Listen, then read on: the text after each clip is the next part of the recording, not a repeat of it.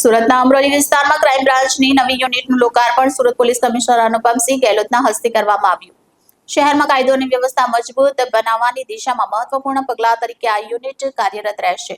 ગુનાઓ પર અસરકારક નિયંત્રણ અને અમરોલી સહિત આસપાસના વિસ્તારોમાં શાંતિ સલામતી જાળવવા હેતુસર આ યુનિટ શરૂ કરવામાં આવ્યું છે।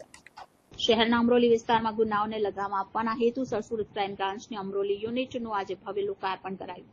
સુરત પોલીસ કમિશનર અનુપમસિંહ ગેહલોતના હસ્તે આ નવનિર્મિત યુનિટનું ઉદ્ઘાટન કરવામાં આવ્યું છે।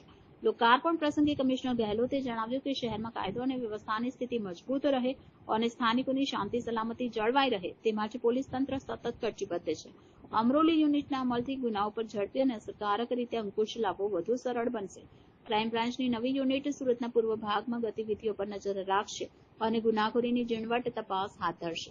અમરોલી વિસ્તાર છેલ્લા કેટલાક સમયથી ગુનાખોરી માટે ચર્ચામાં રહ્યો છે, જેને ધ્યાનમાં રાખીને આ યુનિટનું નિર્માણ કરાયું છે। આ નવી ક્રાઇમ બ્રાન્ચ યુનિટથી નાગરિકોમાં સુરક્ષાની લાગણી વધુ મજબૂત બનશે તેવી આશા પોલીસ તંત્ર વ્યક્ત કરી રહ્યું છે।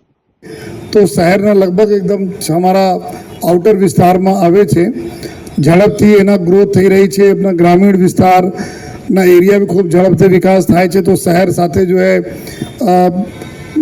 શહેરમાં ભરતા જાય છે અને આજુબાજુ हमारा विस्तार में अमरोली पुलिस विस्तार જોઈએ તો મોટા મોટા हमारे લોકો માટે जो पुलिस માટે एक चैलेंजेस છે, જેમાં આપણા આવાસ અભી આવે છે। આમાં જો ખુશાળ આવાસ આમાં જોઈએ તો લાખ જેટલી વસ્તી રહેતી હોય છે।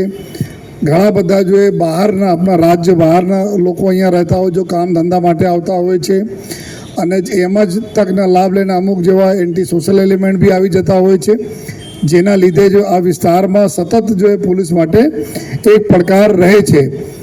આ સિવાય પણ આ વિસ્તારના આજુબાજુ આપણા જોઈએ તો સીધા હાઈવે જવા માટે નેશનલ હાઈવે જવા માટેનો વિસ્તાર છે, આપણા ઓલપાડ જવા માટેનો વિસ્તાર છે અને ઘણા બધા ગામડા બી અત્યારે તમે જુઓ તો રૂરલ એરિયા ગ્રામ વિસ્તારમાંથી પોલીસમાં શહેર પોલીસમાં મળવામાં પણ આવેલા છે। અને તમે અહીંયા તો જુઓ તો જો પોલીસ કમિશનર કચેરી છે, આ કચેરી તે લગભગ અગર તમે કન્ટિન્યુઅસ ચાલો 40-45 મિનિટ જેટલા લાગી જાય છે અહીંયા પહોંચતા જ હોય અને ક્રાઇમ બ્રાન્ચના ઓફિસે બી દેખો તો અડધો કલાક વધુ સમય લાગે છે અહીંયા આવતા જ હોય।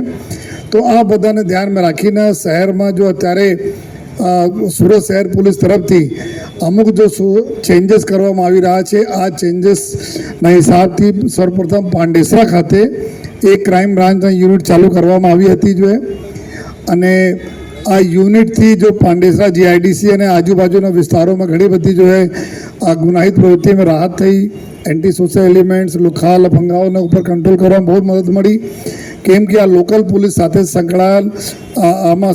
સંકલનમાં આ બધી યુનિટ કામ કરે છે। આ જ પ્રકાર ઘણા દિવસો આયોજન ચાલતા હતા કે અમરોલી ખાતે પણ આપણા ક્રાઇમ બ્રાન્ચની યુનિટ ચાલુ કરીએ, જેના લીધે આ વિસ્તારમાં બી જો અમારી સ્થાનિક પોલીસ છે એના મદદ મળી જોઈએ। તો આજથી ચાલુ થયા છે। એના માટે સર્વપ્રથમ હું ક્રાઇમ બ્રાન્ચના જેસીપી શ્રી રાઘવેન્દ્ર વત્સ, ડીસીપી ભાવેશ રોજિયા, પીઆઈ મોદી અને આખી એના ટીમને જો ખૂબ ખૂબ અભિનંદન આપું છું। સાથે સાથ જે પર્પઝથી આ ચોકી અહીંયા બ્રાન્ચ અમારી ચાલુ કરવામાં આવી છે, આ પર્પઝ બી સોલ્વ થવા જોઈએ અને સોલ્વ એટલે કે અહીંયાના રહેતી પ્રજાના કોઈ પણ પ્રકારથી ભય વગર સારી રીતે રહે અને જેટલા બી લુખ્ખા લફંગાઓ છે એના ઉપર કડક કાર્યવાહી આ યુનિટ કરતી રહે જોઈએ। લોકલ પોલીસ સ્થાનિક પોલીસને સહકાર કરતી રહે જોઈએ અને બંને લોકો મળીને આ વિસ્તારમાં જેટલા બી ગુનેગારો જો બહારથી કરીને ક્રાઇમ કરીને આવી જાય છે, ભલે અહીંયા નથી કરતા ક્રાઇમ લેકિન બીજા જગ્યાથી કરીને આવીને શેલ્ટર લેતા હોય, આ બધા ઉપર અમારા લોકોનો જો એકદમ ધ્યાન છે અને ટાર્ગેટમાં બી છે જોઈએ। તો આજ બધાને સતત જો અમારી આ ક્રાઇમ બ્રાન્ચના યુનિટ અહીંયા એના જ ઉપર ધ્યાન રાખીને એવા તમામ તથ્યો જો આપણા સુરતના નામ અને ગુજરાત રાજના બદનામ નામ કરે છે, તો એના ઉપર કડક અમે લોકો કાર્યવાહી પણ કરતા રહેવાના છીએ। તમામ લોકોને ડેટા પણ અમે લોકો બનાવી, જેટલા લોકો એન્ટી સોશિયલ એલિમેન્ટ છે, જો વારંવાર ભૂતકાળમાં ગુનાઓમાં સામેલ છે, એના ડેટા બી અહીંયા બનાવવામાં આવશે, જેના ઉપર એના ઘૂસી ટોક લગાવવાના હોય, પાસા કરવાના હોય, આ પ્રકારના એના ઉપર અમે કાર્યવાહી કરવાના। એના પ્રોપર્ટીઓ ક્યાં છે, આ ગુનેગારો કેવી રીતે ખંડડી લઈને બીજા જો ગેરકાયદેસર કામ કરીને જેટલા બી પ્રોપર્ટી બનાવે છે, ચાહે પોતાના નામે હોય ચાહે પોતાના સગા યાર મિત્રો નામે હોય, આ બધા લોકોના પ્રોપર્ટીને અહીંયા જો આકલન કરવામાં આવશે અને આ બધાને જો પ્રોપર્ટી સીઝરને બી કાર્યવાહી કાયદેસર બધા કરવામાં આવશે। તો આ આવનાર સમયમાં આ યુનિટ જે 3 રૂમ આમાં ડી સ્ટાફના ઉપર છે, 3 રૂમો છે, એના આ સતત કરી 15 થી 20 જેટલા માણસો ક્રાઇમ બ્રાન્ચના અહીંયા રહેશે. તમામ સિનિયર અધિકારીઓને બી અવર જવર અહીંયા રહેશે. અહીંયા મિટિંગો થશે, જેથી આ વિસ્તારમાં જેટલા બી લોકોને તકલીફ કરતા એલિમેન્ટ છે એના બરાબર અમે લોકો સરકારને સીધા કરી દઈએ છીએ. તો ફરીથી આ બધા અહીંયા આવ્યા છો, જ્યારે લાગે આપણા તમે ઘર સમજીને જો બી તમે મળવાના અધિકારીઓ છે, મળવાના આ લોકોને થોડા જો બી ઇન્ફોર્મેશન તમે લાગતા આપવા જેવું છે, આ તમે ઇન્ફોર્મેશન આપશો. અને અમારે સાથોસાથ અમારા અહીંયા ક્રાઇમ બ્રાન્ચના અધિકારીઓ માણસોને બી સૂચના આપીએ છીએ કે તમામ લોકોના નામ બી ગુપ્ત રાખે છે, એના ઓળખ કંઈ જાહેર નહીં થાય, આ રીતે જોવાના.